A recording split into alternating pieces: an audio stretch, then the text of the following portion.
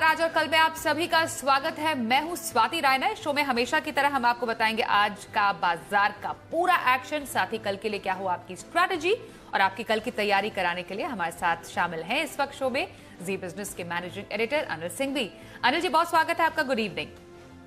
साथ ही आज हमारे जो खास मेहमान हैं आधे घंटे हमारे साथ शो में शामिल रहेंगे, उनसे भी परिचय करा दें। एचडीएफसी सिक्योरिटीज के वीके शर्मा सर, बहुत स्वागत है आपका।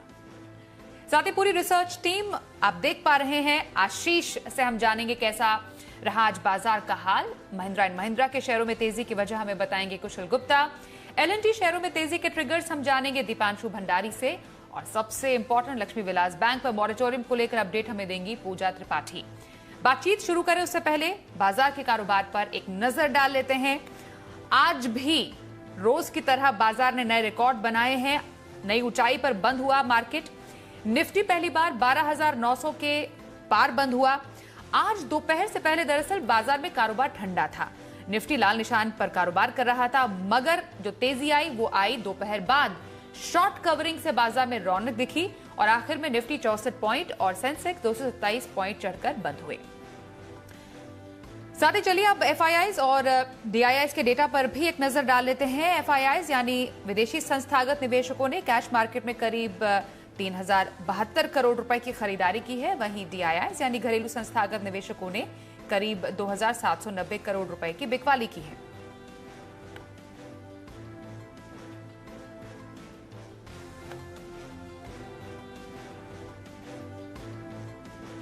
आज के बाजार पर एडिटर स्टेक के लिए सीधे अनिल जी आपका रुख कर रहे हैं। बाजार ने फिर से नया रिकॉर्ड बनाए हैं। बाजार को आज मजबूती के ट्रिगर्स कहां से मिले हैं? आज के कारोबार में जो ये हमने मूवमेंट देखी है उसकी वजह क्या रही?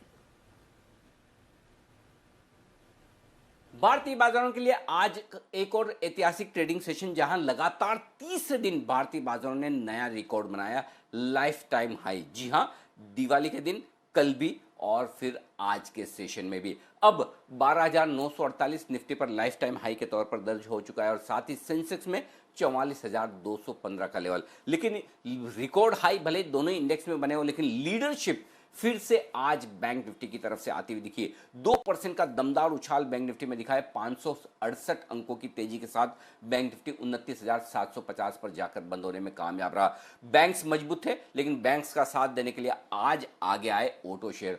ऑटो शेयरों में जो जबरदस्त रफ्तार दिखी, महिंद्रा एंड महिंद्रा, टाटा मोटर्स 10% तक ये उछले। इनके साथ ही एक और सेगमेंट जो बड़ा एक्शन में आता दिखा वो था एनबीएफसी का। फाइनेंस कंपनीज ये बड़े एक्शन में दिखी और बड़ी तेजी होती दिखी। तो चौतरफा खरीदारी का माहौल है। ग्लोबल मार्केट स्टेबल थे, बहुत ज्यादा मजबूती के संकेत नहीं थे, लेकिन उसके बावजूद भारतीय बाजारों ने पीछे मुड़कर नहीं देखा।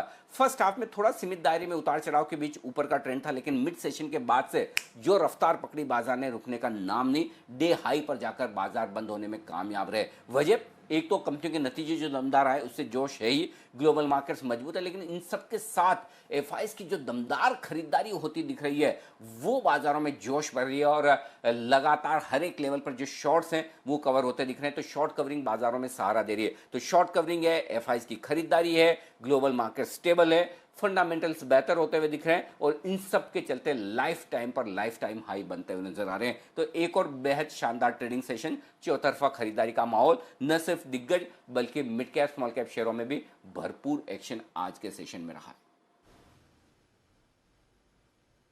तो कुल मिलाकर बाजार के लिए हर तरफ से पॉजिटिव संकेत ही मिल रहे हैं। अब कल के लिए क्या स्ट्रैटेजी हो, साथ ही किन लेवल्स पर नजर रखनी चाहिए, अनिल जी से जानेंगे थोड़ी देर में। उससे पहले आज किन सेक्टर्स में खास तौर पर हमें अपसाइड या डाउनसाइड मूवमेंट देखने को मिला इस बाजार की तेजी में, ये समझने के लिए सीधे चलते हैं आशीष चतुर्वेदी के पास। आशीष, जरा बताएं खबरों के चलते कहां पर सबसे ज्यादा एक्शन था? देखिए, अच्छी तेजी के साथ रिकॉर्ड स्तरों के बेहद करीब बाजार में क्लोजिंग देखने को मिली। निफ्टी करीब 0.5% की तेजी के साथ बंद हुआ। निफ्टी बैंक में आज भी एक आउट परफॉर्मेंस देखा गया, 2% की तेजी यहां पर देखने को मिली। बाजार में एक्शन भरपूर है और खास तौर पर वो स्टॉक जो हमने आपको जी बिजनेस पर बताया। सबसे पहले आप देखिए बाटा, ये आपको स्टॉक जो है जय ने बताया, दिन के दौरान बढ़िया तेजी यहां पर देखने को मिली। Bank of Baroda special pick के तौर पर आपको बताया गया था। टाटा पावर आपको सुमित जी ने बताया था। एमएनएम आपको राकेश कुणाल चार्ट कॉर्नर में बताया गया था और सूची बहुत लंबी है। साथ ही साथ अगर आप सेक्टर स्पेसिफिक एक्शन की तरफ बात करें तो सबसे ज्यादा जो है लीड में आपको बैंकिंग स्टॉक्स नजर आएंगे। पिछले 2 दिन से स्ट्रॉन्ग पार्टिसिपेशन देखने को मिल रहा है। पीएसयू दिग्गज स्टेट बैंक ऑफ इंडिया आज भी अच्छी तेजी यहां पर देखने को मिली। आरबीएल बैंक, इंडसइंड बैंक और सिटी यूनियन बैंक यहां पर भी खरीदारी का रुझान देखने को मिला। ऑटो स्टॉक्स की जो रफ्तार है वो लगातार बढ़ती जा रही है। Motherson, Sumi, Tata motors, MNM finance, Eicher motors, कोई भी आप ऑटो स्टॉक देखिए वहां पर दिन के दौरान बढ़िया तेजी देखने को मिली। और रियल एस्टेट स्टॉक्स में भी देखिए कि पिछले हफ्ते के करेक्शन के बाद अब यहां पर कहीं ना कहीं जो है एक रिवर्सल के संकेत देखने को मिल रहे हैं। Prestige estates, Phoenix mills, Godrej properties और हेमिस्फीयर प्रॉपर्टीज जहां पर एक लगातार कंटिन्यूस लोअर सर्किट देखे गए थे, आज वहां पर एक रिवाइवल देखने को मिला। एनबीएफसी स्टॉक्स भी देखिए बिल्कुल प्राइवेट बैंकिंग स्टॉक्स की तरह हाई बीटा होते हैं और आज के सत्र में देखिए एमएनएम फाइनेंस, एलएनटी फाइनेंस ये स्टॉक ज्यादातर चलते लेकिन नहीं है, लेकिन आज यहाँ पर काफी बढ़िया मूव देखने को मिला। साथ ही जो इंडेक्स कंट्रीब्यूटर बजाज फाइनेंस यहाँ पर भी खरीदारी का रुझान रहा। लेकिन क्योंकि बाजार में तेजी है इसका एक इनवर्स कोरिलेशन भी देखने को मिलता है। आईटी स्टॉक्स में आप देखिए तमाम जो दिग्गज है वहां पर ज्यादा गिरावट नहीं, लेकिन हल्की सी मुनाफा वसूली आपको ऊपरी तरफ से देखने को मिली। इन्फोसिस है, टीसीएस, टेक महिंद्रा, विप्रो लगभग 1 से 1.5% की गिरावट के साथ बंद हुए। और फार्मा दिग्गज में देखें तो एफएनओ स्पेस के जो नाम है जैसे आप डॉक्टर रेड्डीज, बायोकॉन, सन फार्मा, यहाँ पर हल्की गिरावट देखने को मिली। कुल मिलाकर देखा जाएगा तो बाजार में जो है आज तेजी का ही रुख देखने को मिला। तो जबरदस्त एक्शन का दिन बाजार के लिए और कहां पर सबसे ज्यादा सेक्टर में एक्शन था ये हमने जाना आशीष से। अब आज के खास मेहमान एचडीएफसी सिक्योरिटीज के ईवीपी वीके शर्मा जी का रुख करते हैं। शर्मा जी, बाजार ने लगातार 3 दिन तेजी का रिकॉर्ड तो बनाया, अब कल बाजार तेजी का चौका लगाए उसके लिए क्या काफी ट्रिगर्स हैं बाजार के लिए पॉजिटिव? दूसरा सवाल आपसे यही होगा कि इंट्राडे पिक के तौर पर आप कौन सा पिक सजेस्ट करेंगे आज और हफ्ते भर की खरीदारी कहां की जा सकती है? जी स्वाति जी, आपको और आपके सभी दर्शकों को नमस्कार। मैं समझता हूं कि बाजार के अंदर इतनी ताकत है कि उसको किसी एक्सटर्नल ट्रिगर की जरूरत नहीं है, क्योंकि इस वक्त एक जो मिड कैप्स जिन्होंने और स्मॉल कैप्स जिनका पार्टिसिपेशन कम था वहां पे जोर शोर से है, और लार्ज कैप्स में भी अगर हम देखें कि जो बिल्कुल पिछड़ गए थे जो स्टॉक्स निफ्टी के, वो वापस तेजी से 10-10% बढ़कर आए हैं। तो इससे ये दर्शाता है कि इसके अंदर एपेटाइट बहुत है, और ये जो तेजी है अगर आज भी ब्रेक मारेंगे तो यहाँ से भी हम 100 मीटर आगे जाकर रुकेंगे, तो मोमेंटम अच्छा है। कल के लिए मैं एक स्टॉक सजवाना चाहता हूँ इंट्राडे ट्रेडिंग के लिए, वो है मन्नापुरम फाइनेंस। इसके अंदर हमने देखा कि 25 अक्टूबर के बाद यानी दशहरे के बाद ये हाईएस्ट क्लोजिंग देखने को मिली, और यहाँ पे आप 165 रुपये पे जो क्लोजिंग प्राइस है ले सकते हैं। 162 रुपये 50 पैसे यानी ₹2.5 नीचे का ही आप स्टॉप लॉस रखें, और 170 का टारगेट। तो रिस्क रिवॉर्ड रेशियो आपकी 1:2 है जो अच्छी है। लगे हाथों मैं आपको एक और स्टॉक बता दूं जो आप पोजिशनल ट्रेड के हिसाब से देख सकते हैं, तो वो है पीएनसी इंफ्रा, जहाँ पे हमने बेहतर वॉल्यूम देखने को मिले हमें, और ये स्टॉक भी करीब उतने का ही है 170 के आसपास। तो आप 172 रुपये पे ही स्टॉक को लें, 165 रुपये का स्टॉप लॉस रखें, और टारगेट थोड़ा ऊंचा है 183 रुपये, ये हफ्ते भर रखें। और ध्यान रखें कि जैसे जैसे आपकी प्राइस बढ़े वैसे वैसे आप स्टॉप लॉस को बढ़ाते चलें। कभी भी एक ट्रेडर को एक बार जब प्रॉफिट में आ जाए उस स्टॉक को लॉस में जाने देने की किसी प्रकार की कोई उसमें गुंजाइश नहीं रखनी चाहिए। तो ऑल द बेस्ट जी। एक दिन की खरीदारी मन्नापुरम फाइनेंस में करने की सलाह, हफ्ते भर की खरीदारी पीएनसी इंफ्रा में करने को सजेस्ट कर रहे हैं वीके शर्मा सर। शर्मा जी आपके पास लौटेंगे फिर से, खासतौर पर बात अब करनी पड़ेगी आज उस स्टॉक की जिसने भरी जमकर रफ्तार। हम बात कर रहे हैं महिंद्रा एंड महिंद्रा की, जिसमें आज जबरदस्त तेजी देखने को मिली। कंपनी में तेजी की अहम वजहें क्या है और क्या नए लॉन्च से कंपनी को फायदा हुआ है, ये पूरी जानकारी रिसर्च लेकर कुशल गुप्ता हमारे साथ हैं। कुशल से जानते हैं। कुशल जरा बताएं एमएनएम की रफ्तार की वजह। जी, तो एमएनएम में आज हमें शानदार तेज़ी देखने को मिली। इनफैक्ट पिछले 7 महीनों में सबसे ज़्यादा परसेंटेज इंक्रीज जो है आज हमें देखने को मिला, और 52 वीक हाई पर जो है आज एमएनएम ट्रेड करता हुआ नज़र आया। और इसकी मेन वजह ये है कि जो नए ये लॉन्चेस लाने वाले हैं एसयूवी स्पेस में, जिसमें 2021 के अंत तक 6 नए मॉडल आ सकते हैं, जिसमें 2 ईवीज़, साथ ही 2 नए एसयूवीज़ और 2 अपग्रेडेड एसयूवीज़ ये लाने की तैयारी में है। इनफैक्ट थार से जो रिस्पॉन्स मिलता हुआ नज़र आया है वो काफ़ी बेहतरीन है। है। इनफैक्ट 20,000 से भी ज़्यादा बुकिंग्स जो है हमें अब तक देखने को मिल चुकी है और 5 से 7 महीने की ऑलरेडी वेटिंग हमें देखने को मिल रही है थार में। तो इसके रिस्पॉन्स से कहीं ना कहीं ये जो लॉस्ट मार्केट शेयर था इनका यूवी स्पेस में, जो अब ये 3rd पोजीशन पर है, उसको रीगेन करने की जो है इनकी साफ तौर पर जो है एक लक्ष्य साफ निकल कर आ रहा है। इनफैक्ट दूसरी जो बड़ी वजह है वो ये है कि ट्रैक्टर स्पेस में ये नए K2 सीरीज के ट्रैक्टर्स मैन्युफैक्चरिंग करेंगे तेलंगाना प्लांट में। इनफैक्ट इनके जो नए 4 प्लेटफॉर्म्स हैं उसमें ये 37 नए मॉडल्स K2 सीरीज के लॉन्च करते हुए दिखेंगे। तो जाहिर सी बात है कि जो फार्म इक्विपमेंट स्पेस है जहां से करीब 37% रेवेन्यू इनका आता है, वहां पर काफ़ी बेहतरीन तेज़ी और ग्रोथ के ट्रिगर्स साफ तौर पर नजर आ रहे हैं। तो ये 2 बड़ी वजह है जिस वजह से M&M आज बेहद शानदार तेज़ी के साथ बंद होता हुआ नजर आया। तो M&M में रफ्तार की वजह बताने के लिए शुक्रिया आपका कुशल। M&M ही नहीं बल्कि L&T के शेयर में भी लगातार मजबूती हमें देखने को मिल रही है और L&T में तेजी की कई ट्रिगर्स हैं जो हमें समझाने के लिए दीपांशु भंडारी साथ हैं हमारे। दीपांशु, आपका रुख करें, L&T में रैली किन वजहों से है?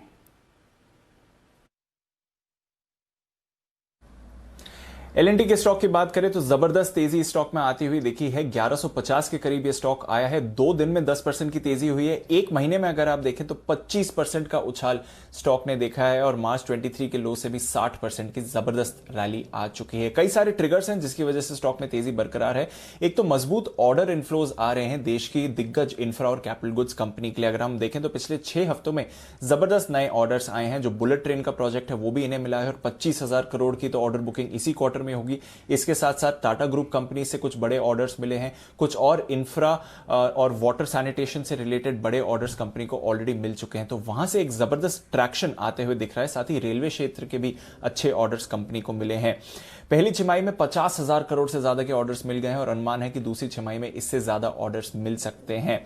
हम देखें तो डिफेंस क्षेत्र ये एक और बड़ा फोकस एरिया है कंपनी के लिए और अनुमान है कि आने वाले समय में यहां से भी बड़े ऑर्डर्स मिलेंगे। तो ऑर्डर इनफ्लो की वजह से जबरदस्त तेजी बन रही है L&T में।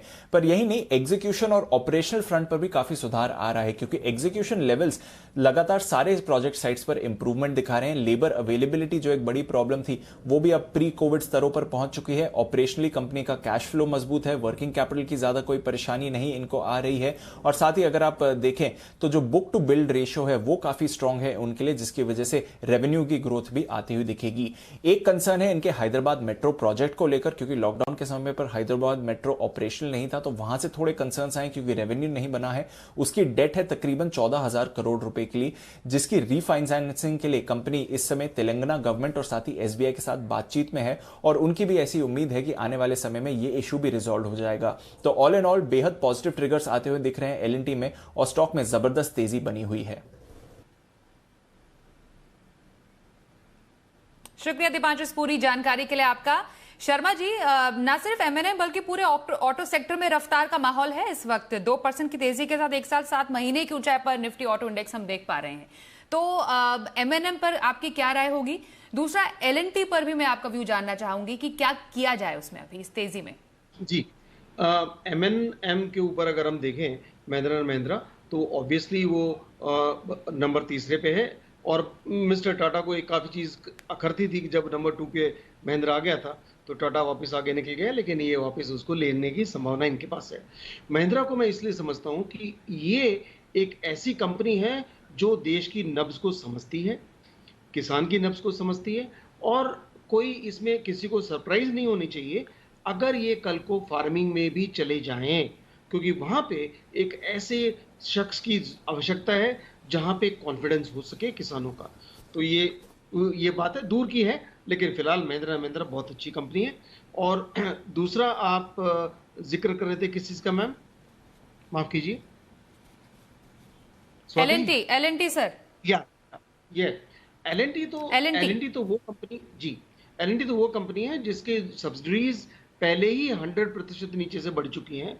उनकी अंदर वो वैल्यू ही निखर कर आ जाती तो ये भाव होता।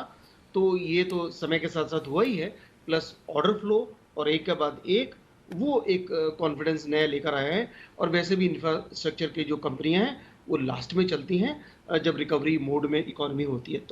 तो ये मैं समझता हूँ कि एक साइकिल है जो चल रही है और इसके अंदर जो पीछे रह गए थे वो अभी चल रहे हैं। ओके, चलिए आगे बढ़ते हैं और शो में वक्त हो गया है शर्मा जी के ऑप्शन का।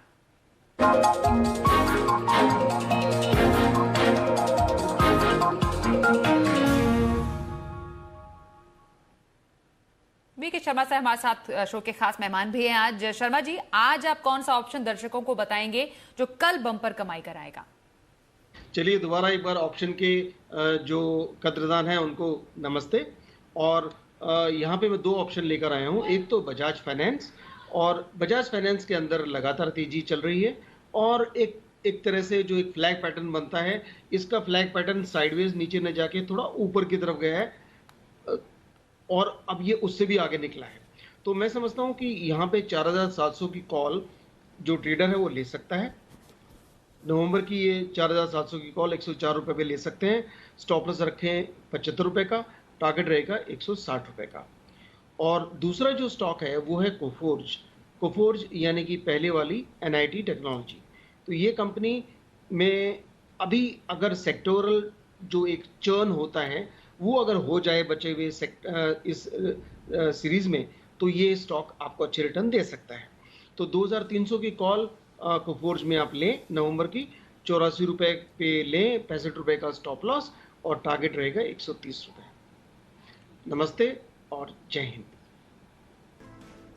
शो में अब वक्त हो गया है जानने का कल के लिए बाजार पर क्या हो स्ट्रैटेजी। अनिल जी आपके पास आ रहे हैं फिर से। कल है वीकली वायदा की एक्सपायरी, ऐसे में कल के लिए खास तौर पर क्या रणनीति होनी चाहिए और निफ्टी और बैंक निफ्टी के क्या अहम लेवल्स होंगे?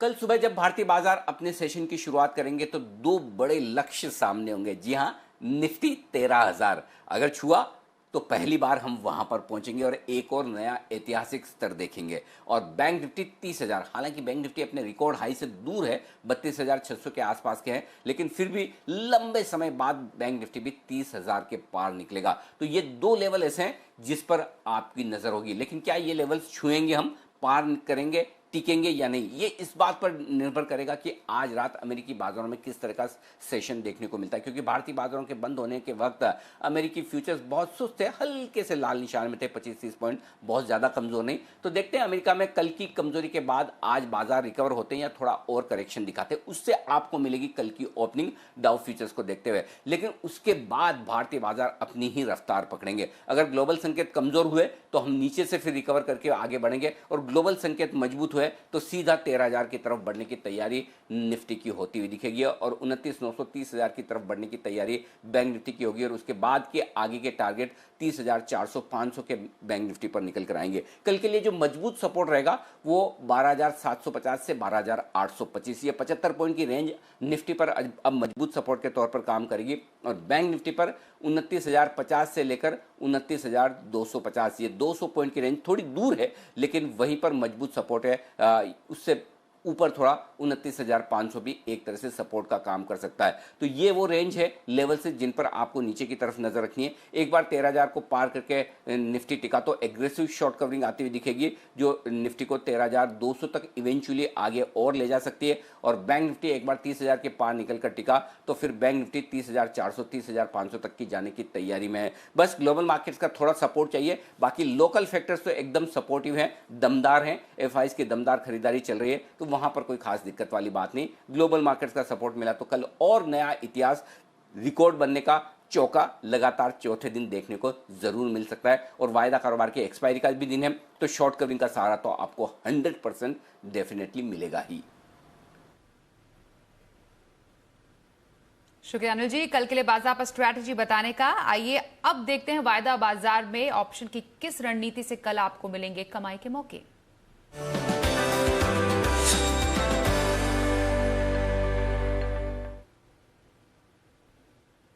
SMC ग्लोबल के नितिन मुरारका हमारे साथ शो में जुड़ चुके हैं फोन लाइन पर। नितिन जी, बहुत स्वागत है आपका। कल कहां पर खास तौर पर मौके बनेंगे? देखिए, जैसा अभी अनिल जी ने बताया कि अगर कोई डिप मिलती है तो बाय करना चाहिए, और उसी तर्ज पे अगर कोई डिप मिलती है तो 12,950 की कॉल ऑप्शन हमें लेनी चाहिए। ये क्लोजिंग 45 के आसपास है, बट अगर 30 के आसपास मिल जाए तो बहुत अच्छा बाइंग प्राइस होगा। स्टॉप लॉस हमें 15 का रखना है और टारगेट 60 रुपए के आसपास का रखना है। और अगर स्टॉक में ट्रेड करना है तो फिर कोटक बैंक काफी अच्छा लग रहा है, जो 1330 के आसपास की क्लोजिंग है, इसके टारगेट 1360 होने चाहिए और स्टॉप लॉस 1310 के आसपास रखना चाहिए। जी, बहुत शुक्रिया नितिन जी हमारे साथ शो में शामिल होने के लिए और ऑप्शन की स्ट्रैटेजी बताने के लिए। शर्मा जी, अब आपसे लॉन्ग टर्म स्ट्रैटेजी जानना चाहेंगे। साल भर तक का नजरिया हो तो कहां पर आप सलाह देंगे? जी जी स्वाति जी, साल भर के लिए अगर किसी को निवेश करना हो तो आजकल जो साल भर में रिटर्न मिलते हैं वो आपको महीने भर में भी मिल जाते हैं। तो मैं समझता हूँ कि ये हो सकता है 1 महीने का हो या इस साल भर का रिटर्न हो, वो कह नहीं सकते, पर जो टारगेट है वो 16% ही दूर है। तो कंपनी का नाम है एफएसएल और ये आईटी सर्विसेज कंपनी है, आईटी स्पेस के अंदर है। करीब 68% इसकी जो सर्विसेज एक्सपोर्ट होती हैं वो अमेरिका पूरा, और फिर 30% करीब यूरोप, और बैलेंस जो 2% जैसा है वो डोमेस्टिकली ये बेचते हैं। तो ये कंपनी जो गोइंका ग्रुप है उन्होंने खरीदी थी, तो और वो इनके ओरिजिनल प्रमोटर नहीं है, लेकिन इनके एक्विजिशन के बाद ये कंपनी की परफॉर्मेंस बहुत अच्छी सुधरी है। तो यहाँ पे ये कंपनी डिविडेंड भी अच्छा देती है और इसकी जो अर्निंग्स भी हैं आने वाले 2 सालों के अंदर हमारा मानना है कि 11% रेवेन्यू और करीब 18% नेट प्रॉफिट के अंदर सालाना यानी कि कंपाउंडेड एनुअल ग्रोथ रेट से वृद्धि होगी। तो इसमें हमारा टारगेट करीब 89 रुपीज़ का, 89 रुपये का, अभी 76 रुपये 50 पैसे भी स्टॉक चलता है। तो वो आपको हो सकता है 2 महीने में, हो सकता है साल भर में मिले, लेकिन वो एक ऐसा स्टॉक है जिसको आप खरीद सकते हैं। साथ में ये भी है कॉन्फिडेंस कि डिविडेंड यील्ड आपका 3-3.5% का कहीं भी नहीं गया। जी, best of both the world's.